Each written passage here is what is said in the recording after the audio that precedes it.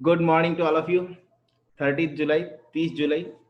Trouble in Nepal. नेपाळमध्ये आपल्याला माहिती आहे पॉलिटिकल एक ट्रबल चालू आहे, वाद चालू आहे, त्याच्याशी रिलेटेड आहे. On Nepal communist party factional fight. Faction म्हणजेच काय असतं, एक ग्रुप. पॉलिटिकली हा शब्द जास्तीत जास्त वापरला जातो. ठीक आहे. सो नेपाळमध्ये जे कम्युनिस्ट पार्टी आहे ती एक पार्टी आणि आणखी एक पार्टी आहे. या दोन पार्टी मधलं जे फॅक्शनल फाईट आहे, फॅक्शनल म्हणजेच काय, ग्रुप मधलं फाईट. ठीक आहे. सो नेपाळमध्ये आपण जर बघितलं तर ते एक सत्तेमधलं जे आहे तर काय चालू आहे, एक वाद चालू आहे, भांडण चालू आहे. ठीक आहे. त्याच्याशी रिलेटेड हे आर्टिकल आहे. भारताचा रोल किंवा काय असलं पाहिजे याच्याशी रिलेटेड. ठीक आहे. सो इमेज मध्ये आपल्याला तसं दिसतंय. सो नेक्स्ट आपल्याला आज काय करायचंय, first will solve the parajumble question. आपल्याला पहिले पॅराजंबलचे क्वेश्चन आहेत ते क्वेश्चन आपल्याला सॉल्व करायचे आहे. We have to arrange sentence properly. Parajumble म्हणजे नेमकं काय करायचं, तर सेंटेन्सची जी सिक्वेन्स दिलेली आहे ती प्रॉपरली अरेंज करायची इन द गिव्हन टाइम. 2 मिनिटांचा वेळ, 2 मिनिटांमध्ये आपल्याला ते सॉल्व करायचं आहे. After that then we will discuss the correct sequence along with explanation. आपण जे आहे तर काय करू, जी करेक्ट सिक्वेन्स आहे ती एक्सप्लेनेशन सहित बघू आणि मग त्यामध्येच मी व्होकॅब वगैरे जे आहे ते सांगून देईल आणि किती बरोबर येत आहे त्याचा रिझल्टचा फीडबॅक घेऊ आपण सगळं झाल्यावरती. ठीक आहे. सो हे आजचं शेड्यूल आहे. नेमकं आज आपण काय करणार आहे, पॅराजंबलचा क्वेश्चन बनवलेले आहेत. ठीक आहे. Let start. सो पहिली हेडिंग आहे, India will have to deal with KP Oli in Nepal whether he is ousted. Ousted means what, remove or stays. निघून जातील किंवा राहतील ऑन ॲज पीएम. पीएम म्हणून ते राहतील किंवा निघून जातील याच्याशी रिलेटेड आपल्याला डील करणं जे इंडियाला ते गरजेचं आहे. का आहे ते पुढे गेल्यानंतर आपण बघू. ठीक आहे. So let start. क्वेश्चन्सने सुरुवात करूयात आपण. Your time starts now. वेळ सुरू झालेला आहे.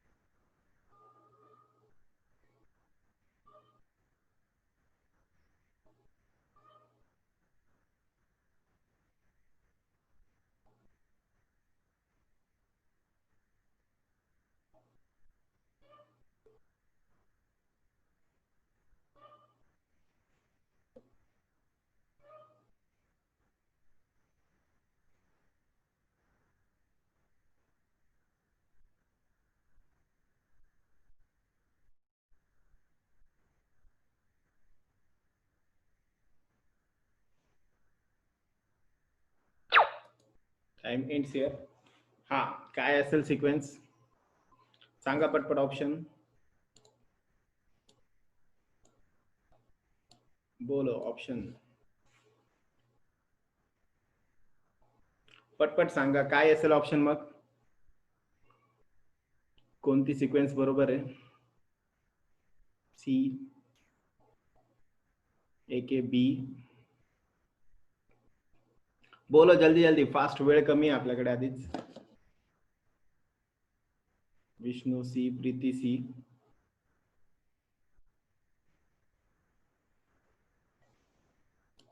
ठीक आहे. अजून आलं कोणाचं, आयशा सी. बघूया. Correct sequence is B C A D. कोणता ऑप्शन आहे मग, second option B, B C A D. मग ज्यांचं बी ऑप्शन होतं that is the correct answer. Correct answer आहे आपलं बी. ओके. आता बघा नेमकं बी का, त्याचं रिझन आपण बघू. सगळ्यात पहिल्यांदा बघा शॉर्ट फॉर्म आणि लॉंग फॉर्मशी रिलेटेड आपण बघितलं होतं. मग आपण जर बघितलं नेपाल कम्युनिस्ट पार्टी याचा शॉर्ट फॉर्म आणि लॉंग फॉर्म दोन्ही पण दिलेलं आहे. म्हणून मग करेक्ट आन्सर जे आहे ते पहिले येईल बी वाला. द स्टॉर्म रेजिंग, स्टॉर्म म्हणजेच वादळ, रेजिंग वाढत आहे in Nepal's ruling Nepal communist party, NCP जी पार्टी आहे ती पार्टी is again rocking the Khadga Prasad Oli government and putting Kathmandu's polity in suspense over what might follow. बघा मग काय होतंय, जे वाद आहे एनसीपी अगेन वाढत चाललेला आहे. खाडगा प्रसाद आणि ओली मग हे जे आहे ह्यांचं जे गव्हर्नमेंट आहे ते यामुळं वाद जो आहे तो अजून काय होत चाललाय, वाढत चाललाय. आणि त्यामुळं काठमांडूचं जे काही पॉलिटी आहे ती सस्पेन्स, संशयाच्या घेरामध्ये येते. पुढे नेमकं काय होणार ह्याच्याशी रिलेटेड. ठीक आहे. आफ्टर दॅट नंतर येईल a crucial meet to announce and end to differences between the parties two leaders. आता पहिले पार्टी म्हटल्या, दोन पार्टी म्हटल्या आणि मग त्या दोन पार्टींचे दोन लीडर्स. ठीक आहे. म्हणून मग पहिले दोन पार्टी आले, गव्हर्नमेंट आलं एनसीपी आणि पुढचं.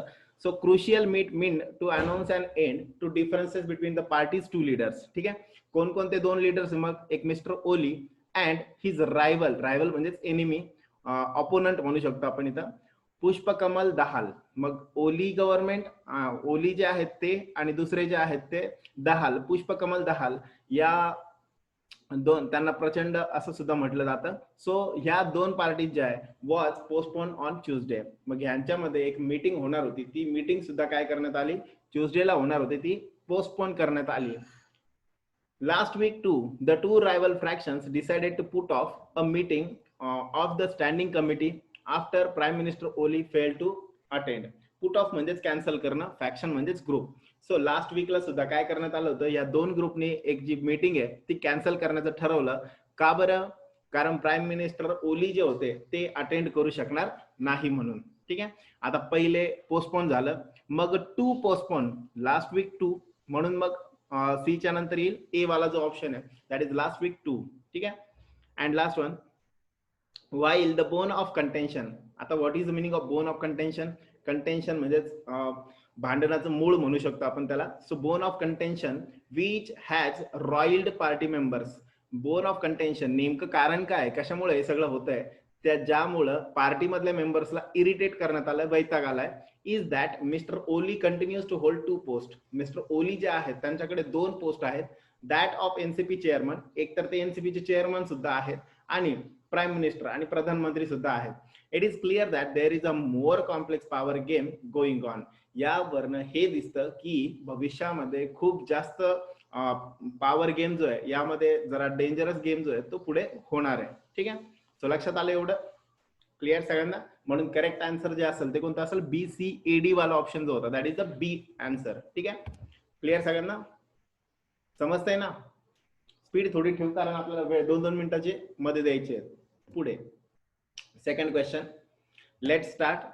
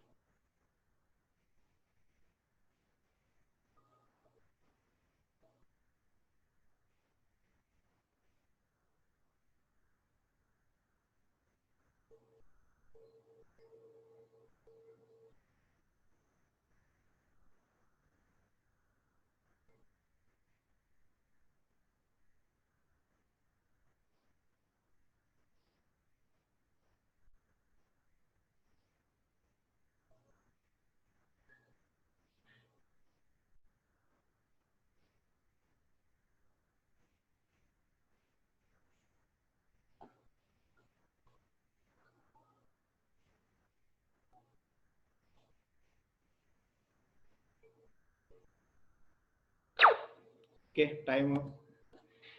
What is the correct sequence? काय असेल मग सिक्वेन्स? बोलो फास्ट.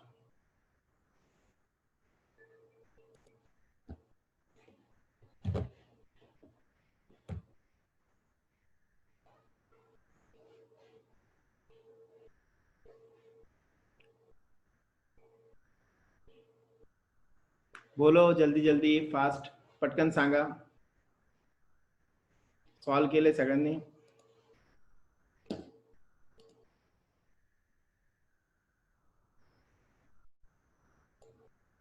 एक पण नाही?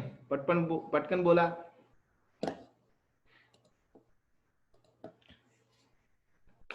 ए B C D.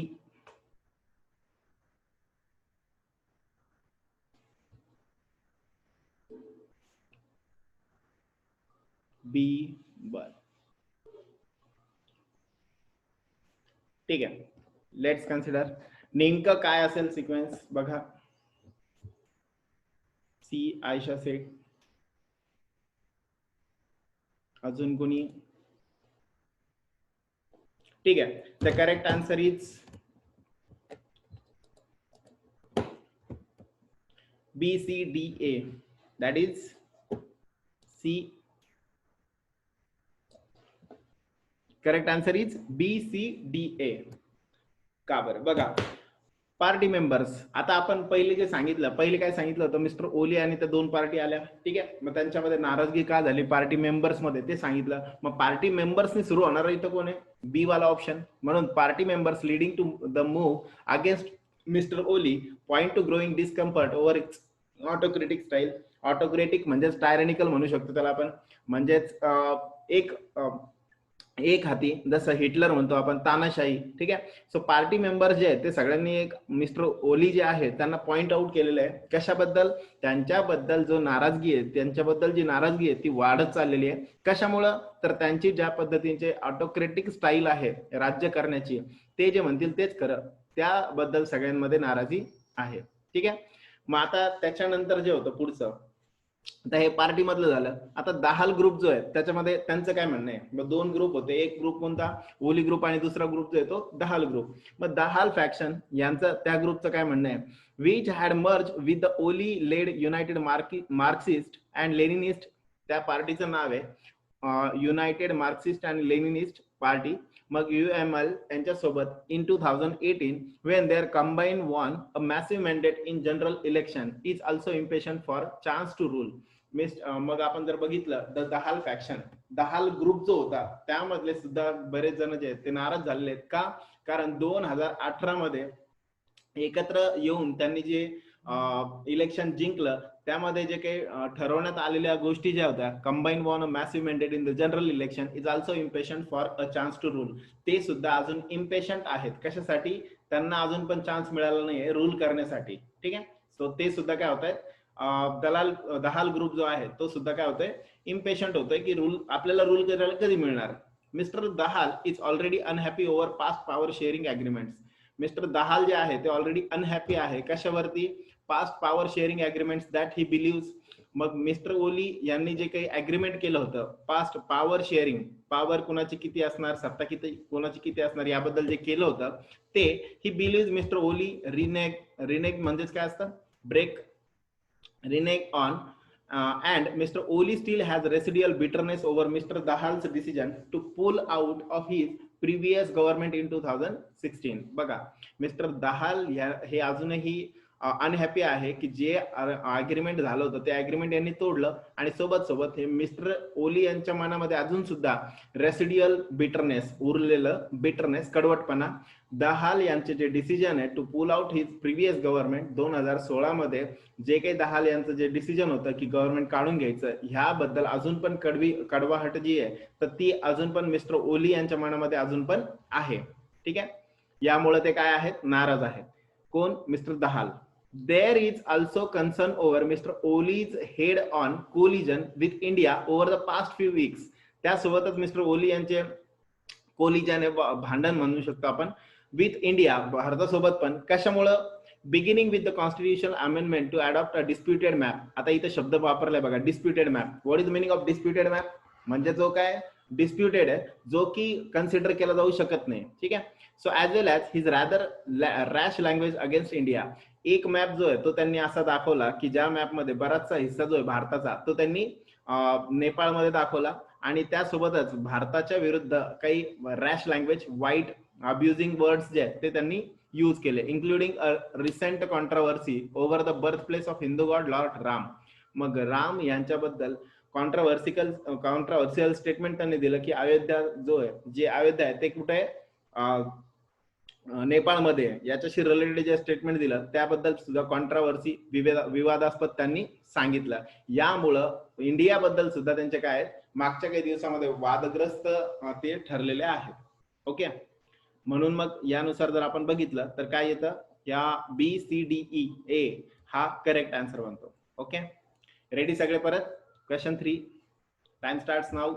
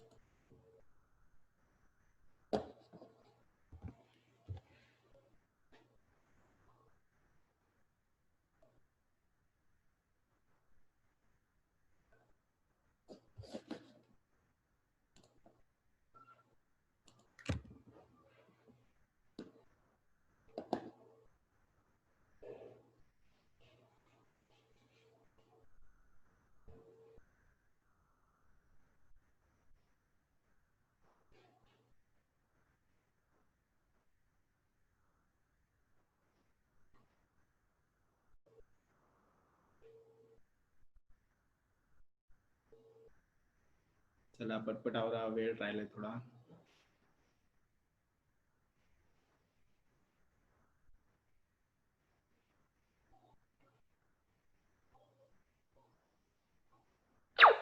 Okay,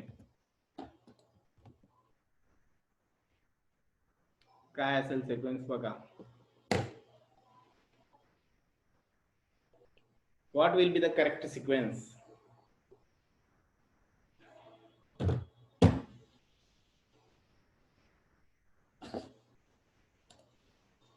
D,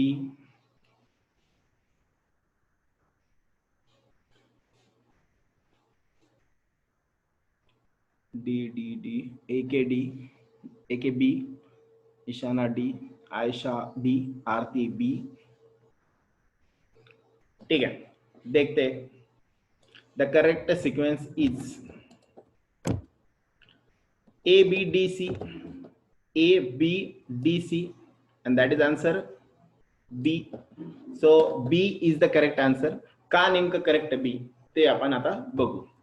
बघा, पहिल्यांदा काय म्हटलं, मिस्टर ओले यांनी जे स्टेटमेंट दिलंय ते अयोध्येच्या विरोधात, मग अयोध्येबद्दल बोललेलं आहे. त्यासोबतच ते अजून काय म्हटले, mister Oli has said that he believe there is a conspiracy against him.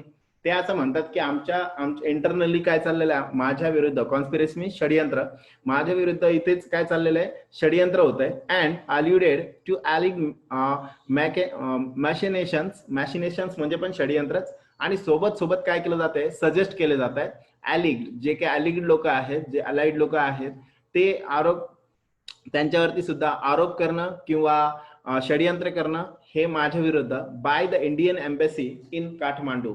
Indian embassy जे आहे, भारताचे जे काही एम्बेसी आहे काठमांडूमध्ये, ते लोक माझ्या अगेन्स्ट काही षडयंत्र करतायत आणि काही षडयंत्र करणाऱ्यांना सुचवतायत. ठीक आहे. Finally, there is a considerable disquiet in the party and in the press over the public role played by Chinese ambassador to Nepal in bringing together the warring factions. बघा, फायनली जसं की हे सगळं असताना देअर इज कन्सिडरेबल डिस्क्वाईट आहे कुठे, in the पार्टीमध्ये सध्या डिस्क्वाईट आहे, आणि प्रेसमध्ये सुद्धा पब्लिकचा जो काही रोल आहे तो सुद्धा by the Chinese ambassador to Nepal in bringing together the warring factions. जे काही वेअर म्हणजे क्लॅश करणार, वेअरिंग म्हणजेच क्लॅश करणारे, जे धडकणारे दोन ग्रुप आहे त्यांच्यावरती त्यांच्यातला वाद मिळवण्यासाठी जे आहे, तर कन्सिडरेबल डिस्क्वाईट, पार्टीमध्ये शांतता, आणि पब्लिकचा जो काही रोल आहे, चायनीज अँबेसेडर म्हणजे चायनाचे जे काही अँबेसेडर म्हणजेच दूत, जे राजदूत आहेत, ते काय करतायत, नेपाळ मधल्या या दोन ग्रुपला एकत्र आणण्याचा प्रयत्न करतायत. Especially after mister Oli's threat to split the NCP and review the UML earlier this month. मागच्या महिन्यातच त्यांनी जी धमकी दिली होती की एनसीपी आणि युएमएल हे स्प्लिट होऊन जाईल, म्हणजे विभाजन होईल, याबद्दल जे आहे तर त्या याला दूर करण्यासाठी चायनीज अँबेसेडर हे रोल प्ले करतायत. ठीक आहे. Many in South Block will take heart and may even rejoice over mister Oli's troubles. पहिले ट्रबल सांगितलं, काय ट्रबल, स्प्लिट होईल, आणि त्या ट्रबल बद्दल पुढे, म्हणून मग बीच्या नंतर D. Many in South Block will take heart and may even rejoice over mister Oli's trouble given his recent petulant means impatient behaviour with the Modi government. मग साऊथ ब्लॉक जो आहे, ज्या साईडला साऊथ ब्लॉक मधले जे काय आहेत त्यांना खरंच दुखावले गेलेले आहेत का, या ज्या पद्धतीने ओली यांचे ट्रबल्स जे आहेत ते, आणि त्यांचं जे इम्पेशंट बिहेवियर आहे भारतासोबत, मोदी गव्हर्नमेंट म्हणजेच इंडियन गव्हर्नमेंट सोबत जे काही त्यांचं वागणं आहे, त्यामुळं जो काही साऊथ ब्लॉक आहे तो बऱ्यापैकी त्यांच्याकडनं दुखावला गेलेला आहे. इंडिया नेपाळ टाईज हॅव, आता पहिले इंडियाचं गव्हर्नमेंट जे आहे ते सांगितलं, मोदी गव्हर्नमेंट म्हणजेच इंडियन गव्हर्नमेंट, आणि मग इंडिया नेपाळचे टाईज याच्याबद्दल हॅव हिट न्यू लॉज. आणि ह्यामुळं भारत आणि नेपाळ यांच्या संबंधामध्ये काही कमतरता होत आहे. With neither side willing to schedule the much promise meeting of foreign secretaries to begin to sort out their problems. मग दोन्ही साईडचा जर आपण विचार केला तर फॉरेन सेक्रेटरी जे आहे ते हे सॉल्व्ह करण्यासाठी कोणतीही साईड जी आहे ती तयार नाहीये, begin to sort out their problems. आणि ते दोघ जण जे आहे इतके संबंध ढासळत चालले की दोघ जण समोरासमोर यायला सुद्धा तेवढे कन्व्हिनियंट फील नाही करत आहे. ठीक आहे, क्लिअर सगळ्यांना एवढं. So the correct answer is A B D C. Ready, पुन्हा पुढचा लास्ट क्वेश्चन आहे, स्टार्ट.